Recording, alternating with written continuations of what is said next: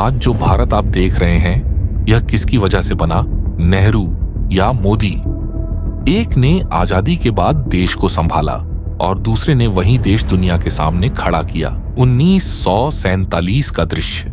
देश अभी अभी आजाद हुआ था। लाशों से भरी ट्रेनें, खाली तिजोरियां और करोड़ों भूखे पेट। उस समय नेहरू ने हाथ में तिरंगा उठाया। लोग कहते हैं कि नेहरू ने सिर्फ समाजवाद की बातें की।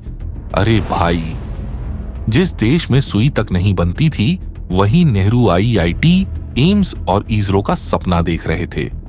विज्ञान और शिक्षा का सपना, जबकि देश में आधारभूत ढांचा भी नहीं था। नेहरू की सबसे बड़ी कंट्रीब्यूशन थी कि उन्होंने मॉडर्न इंडिया की बुनियाद रखी। उन्होंने विज्ञान, तकनीक और शिक्षा में बड़े कदम उठाए। IIT, AIIMS और इसरो जैसी संस्थाओं ने देश को भविष्य की ताकत दी। उन्होंने डैम, बिजली परियोजनाएं और हेवी इंडस्ट्री पर फोकस किया ताकि देश आत्मनिर्भर बन सके। Hirakud Dam in the Indian state of Orissa is the longest in the world, 3 miles long in fact. Flying in the Russian plane given him by the Soviet leaders on their goodwill tour, Premier Nehru came to perform the inauguration of this great project in the state and providing enough irrigation to produce 200,000 tons of extra food annually. लेकिन हर सपना आसान नहीं होता।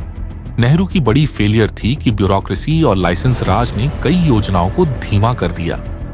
किसानों और गरीबों के लिए पॉलिसीज कई बार इफेक्टिव नहीं रहीं।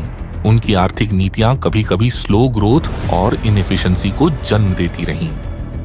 विदेशी मामलों में उनकी स्ट्रैटेजी आइडियलिस्टिक थी, लेकिन नेबरिंग कंट्रीज के साथ रिलेशंस टेंस रहते थे। और फिर आया 2014 का समय, जब संदेह की जगह निर्णय ने ले ली।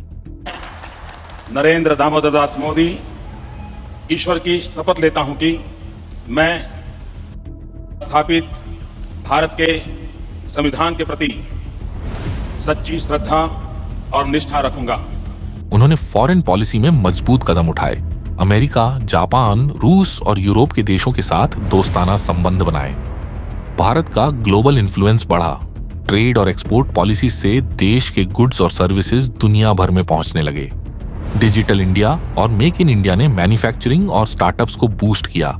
साथ ही हाईवेज और एक्सप्रेसवेज ने गांव और शहर को जोड़ा और देश की सिक्योरिटी को भी मजबूत किया, जैसे सर्जिकल स्ट्राइक्स और मिलिट्री मॉडर्नाइजेशन। उन्होंने एग्जीक्यूशन पर फोकस किया और ब्यूरोक्रेसी में एफिशिएंसी बढ़ाई। लेकिन मोदी के शासन की भी फेलियर्स हैं। कुछ वेलफेयर स्कीम्स या ग्रास रूट्स स्तर की इश्यूज अभी भी चैलेंज हैं। इनकम इनइक्वालिटी और रीजनल डेवलपमेंट में अभी भी गैप्स हैं। कभी कभी पॉलिसीज का स्पीड इतना फास्ट होता है कि लोग अडेप्ट करने में स्ट्रगल करते हैं। सच ये है कि यह एक रिले रेस है। नेहरू ने ग्राउंड वर्क किया, बीज बोए, जैसे इंफ्रास्ट्रक्चर, एजुकेशन और साइंस फाउंडेशंस। मोदी ने उस क्रॉप को ग्लोबल मार्केट और मॉडर्न एग्जीक्यूशन तक पहुंचाया।